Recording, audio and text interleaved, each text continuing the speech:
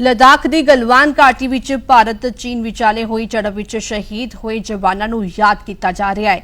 ਇਨ੍ਹਾਂ ਸ਼ਹੀਦਾਂ ਨੂੰ ਹਰ ਕੋਈ ਨਮਨ ਕਰ ਰਿਹਾ ਹੈ। ਪੰਜਾਬ ਦੇ ਵੀ 4 ਜਵਾਨਾਂ ਨੇ ਸ਼ਹਾਦਤ ਦਾ ਜਾਮ ਪੀਤਾ ਹੈ। ਇਸੇ ਤੇ ਆਧਾਰਿਤ ਸਾਡੀ ਖਾਸ ਪੇਸ਼ਕਸ਼ ਯਾਦ ਰਹੇਗੀ ਕੁਰਬਾਨੀ।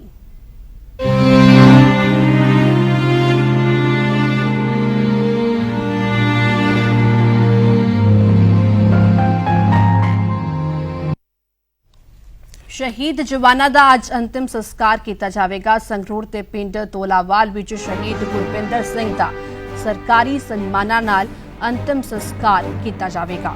उथी मानसा विच शहीद गुरतेज सिंह नूं अंतिम विदाई दी जाएगी।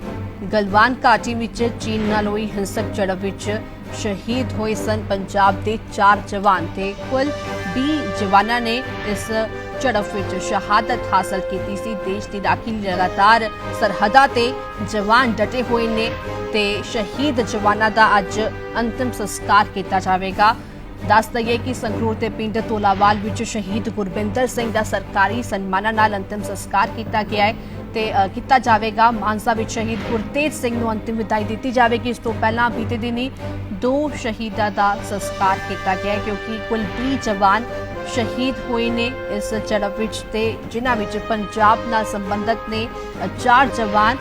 हालांकि सरकार वालों हुण मुआवजा देने की मांग की जा रही है, गल आखी जा रही है ते इस तो इलावा सरकारी नौकरी भी सरकार वालों देने की गल आखी गई है। पर इस विचकार हुण 21 मांग जो देशवासी कर रहे ने ते जो परिवारां वालों भी की जा रही है कि चाइना नूं मूँह तोड़वा जवाब दिता जाए क्योंकि उन्हां दे बेटियां ने शहादत हासिल की है, देश लिए कुर्बानी दी है। 2 तस्वीरां शहीद गुरतेज सिंह ते शहीद गुरबिंदर सिंह जिन्हां दा अज अंतिम संस्कार किया जाएगा। संगरूर के पिंड तोलावाल विच शहीद गुरबिंदर सिंह का सरकारी सन्मानां नाल अंतिम संस्कार किया जाएगा। उथी मानसा विच शहीद गुरतेज सिंह नूं अंतिम विदाई दी जाएगी।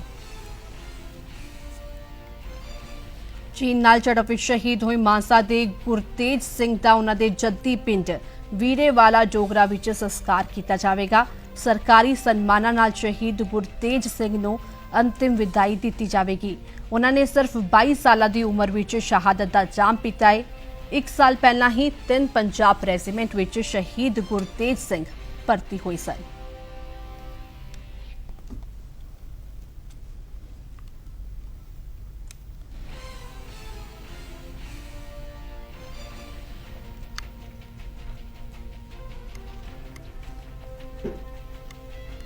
तो शहीद जवानों का अज अंतिम संस्कार किया जाएगा। इन्हां दे पिंडां विच जरूर सोग की लहर है पर मान भी है शहीद जवानों ते। ना सिर्फ पंजाब वासियों नूं बल्कि पूरे देश नूं इन्हां दी शहादत ते मान है। मेरे नाल मेरे 2 सहयोगी बन के ने संगरूर तो मेरे नाल नवीन शर्मा जुड़ रहे हैं ते नवदीप आलूवालिया मानसा तो बन के ने। सब तो पहला संगरूर का रुख करूंगी। नवीन, जिस तरह के इस समय हालात बने हुए ने तां इस विचकार सरकारी सन्मानां दे नाल अज शहीद गुरबिंदर सिंह का जद्दी पिंड अंतिम संस्कार किया जाएगा। फिलहाल की जानकारी मिल पा रही कि मृतक देह पहुंच गई है या कदों तक पहुंचेगी?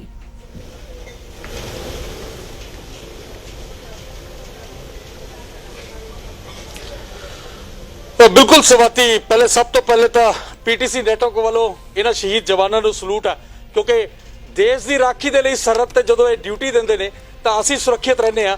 और जिस तरह के नाल चाइना के नाल हमले दे विच शहीद होए ने 20 के करीब जवान देश दे और पूरे देश दी लोगों दी अखां नम है।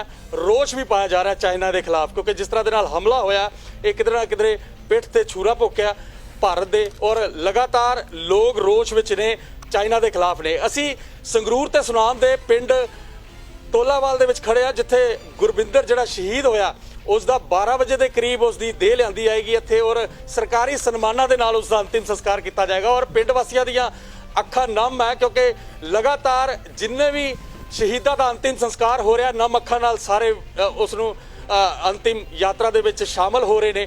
और काफ़ी रोष भी है क्योंकि चाइना दे नाल जिस तरह दे नाल ये लड़ाई हुई है, हमला किया गया बिना सोची समझी सरहद दे उत्ते, उस तो बाद जिन्ने भी अपने भारत के लोग है सारे इस रोष जता रहे हैं कि चाइना का जोड़ा समान है उसका भी बायकाट किया जाए। सो असी टोलावाल के तस्वीर तुहानूं जरूर दिखावांगे क्योंकि पिंड के जोड़े लोग है वो ਗੁਰਵਿੰਦਰ ਦੇ ਘਰ ਦੇ ਵਿੱਚ ਹੈ।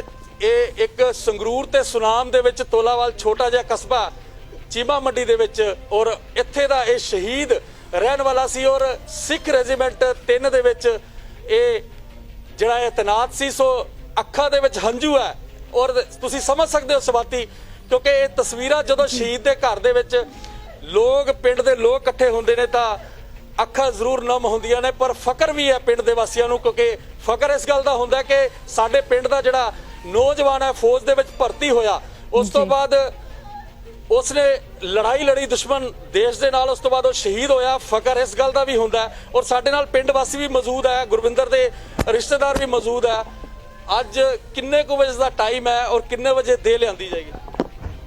ਟਾਈਮ ਤਾਂ ਜੀ ਜਿੰਨਾ ਚਿਰ ਲਦਾਖ ਤੋਂ ਡੈੱਡ ਬੋਡੀ ਚੱਲੂਗੀ ਤਕਰੀਬਨ 50 ਕੁ ਮਿੰਟਾਂ ਦੀ ਬਾਟ ਹੈ ਜਹਾਜ਼ ਦੀ, ਚੰਡੀਗੜ੍ਹ ਪਹੁੰਚੂਗਾ। ਉਸ ਤੋਂ ਬਾਅਦ ਪੱਕਾ ਐਸਟੀਮੇਟ ਲੱਗ ਸਕਦਾ ਵੀ ਕਿੰਨੇ ਵਜੇ ਪਿੰਡ ਡੈੱਡ ਬੋਡੀ ਆਏਗੀ, ਉਸ ਤੋਂ ਬਾਅਦ ਸੰਸਕਾਰ ਕੀਤਾ ਜਾਏਗਾ।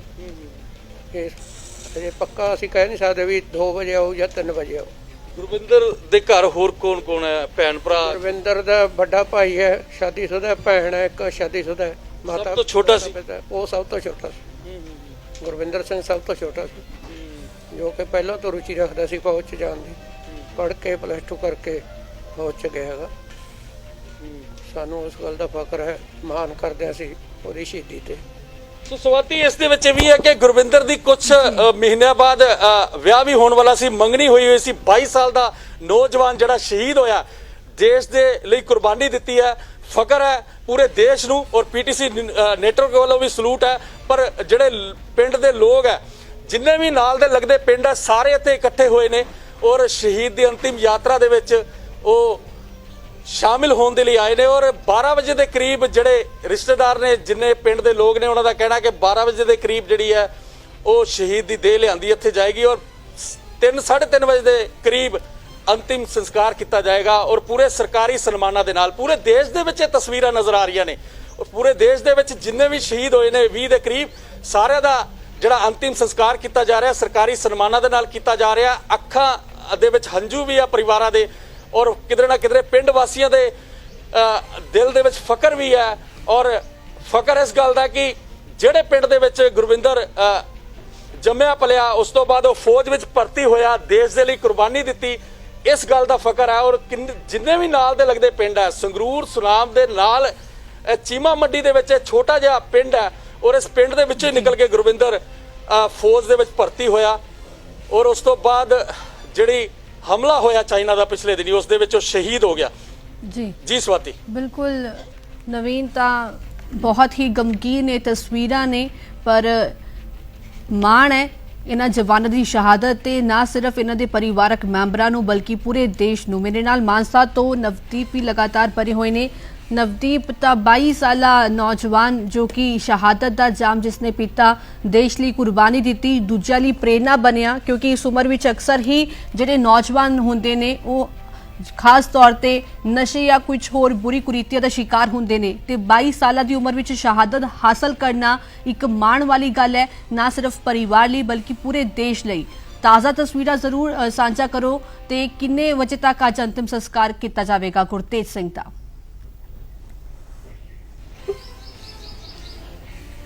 ਬਿਲਕੁਲ ਸਵਾਤੀ, ਜਿਸ ਤਰ੍ਹਾਂ ਚਾਈਨਾ ਨੇ ਭਾਰਤ ਦੀ ਪਿੱਠ ਵਿੱਚ ਛੁਰਾ ਫੂਕ ਕਿਹਾ ਤੇ ਸਾਡੇ 20 ਦੇ ਕਰੀਬ ਜਵਾਨ ਹੈ ਜਿਹੜੇ ਸ਼ਹੀਦ ਹੋਏ ਨੇ, ਉੱਥੇ ਬੀਰੇਵਾਲ ਡੋਗਰਾ ਦਾ ਵੀ 22 ਸਾਲਾ ਗੁਰਤੇਜ ਸਿੰਘ ਸ਼ਹਾਦਤ ਦਾ ਜਾਮ ਪੀ ਗਿਆ। ਪਰ ਗੁਰਤੇਜ ਸਿੰਘ ਦੀ ਪਰਿਵਾਰਕ ਪਿਛੋਕੜ ਦੀ ਗੱਲ ਕੀਤੀ ਜਾਵੇ ਤਾਂ ਗੁਰਤੇਜ ਸਿੰਘ ਬਹੁਤ ਹੀ ਗਰੀਬ ਪਰਿਵਾਰ ਦੇ ਨਾਲ ਸੰਬੰਧਿਤ ਰੱਖਦਾ। 2.5 ਏਕੜ ਜ਼ਮੀਨ ਸੀ ਔਰ 3 ਭਰਾ ਸੀ। ਸਾਰਿਆਂ ਨਾਲੋਂ ਛੋਟਾ ਜਿਹੜਾ ਗੁਰਤੇਜ ਸਿੰਘ ਸੀਗਾ ਜਿਹੜਾ ਸ਼ਹਾਦਤ ਦਾ ਜਾਮ ਪੀ ਗਿਆ ਔਰ ਗੁਰਤੇਜ ਸਿੰਘ ਤੇ ਹੀ ਆਪਣੇ ਪਰਿਵਾਰ ਦਾ ਪੂਰਾ ਜਿਹੜਾ ਪਰਿਵਾਰ ਚੱਲ ਰਿਹਾ ਸੀਗਾ। ਹੁਣ ਗੁਰਤੇਜ ਸਿੰਘ ਦੀ ਸ਼ਹਾਦਤ ਤੇ ਬੇਸ਼ੱਕ ਪੂਰੇ ਦੇਸ਼ ਵਿੱਚ ਰੋਸ ਹੈ, ਪਰ ਜਿਹੜਾ ਪਿੰਡ ਵਾਸੀ ਹੈ ਗੁਰਤੇਜ ਸਿੰਘ ਦੇ ਆਪਣੇ ਇਸ ਸਪੂਤ ਤੇ ਮਾਣ ਕਰ ਰਿਹਾ ਕਿ ਉਸਨੇ ਆਪਣੇ ਦੇਸ਼ ਦੀ ਰਾਖੀ ਲਈ ਜਿਹੜੀ ਸ਼ਹਾਦਤ ਦਾ ਜਾਮ ਪੀਤਾ।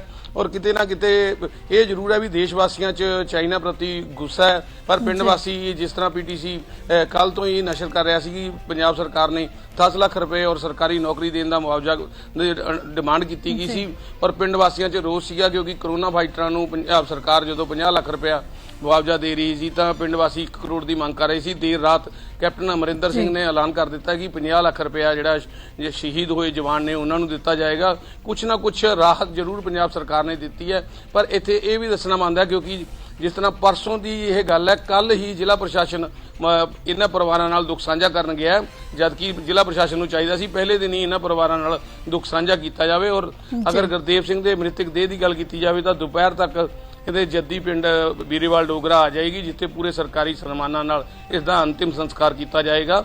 ਪਰ ਇੱਕ ਜ਼ਰੂਰ ਹੈ ਵੀ ਜਿੱਥੇ ਪਿੰਡ ਵਿੱਚ ਆਪਣੇ ਇਸ ਜਵਾਨ ਤੇ ਮਾਣ ਮਹਿਸੂਸ ਕੀਤਾ ਜਾ ਰਿਹਾ, ਉੱਥੇ ਪਿੰਡ ਵਿੱਚ ਜਿਹੜਾ ਮਾਹੌਲ ਹੈ ਗਮਗੀਨ ਜ਼ਰੂਰ ਹੈ, ਪਰ ਦੇਸ਼ ਭਗਤੀ ਵਿੱਚ ਰੰਗਿਆ ਮਾਹੌਲ ਹੈ ਤੇ ਚਾਈਨਾ ਖਿਲਾਫ ਸਖਤ ਕਾਰਵਾਈ ਦੀ ਹਰ ਕੋਈ ਮੰਗ ਕਰ ਰਿਹਾ ਹੈ। ਧੰਨਵਾਦ तमाम ਗੱਲਬਾਤ ਲਈ ਨਵੀਨ ਤੇ ਨਵਦੀਪ।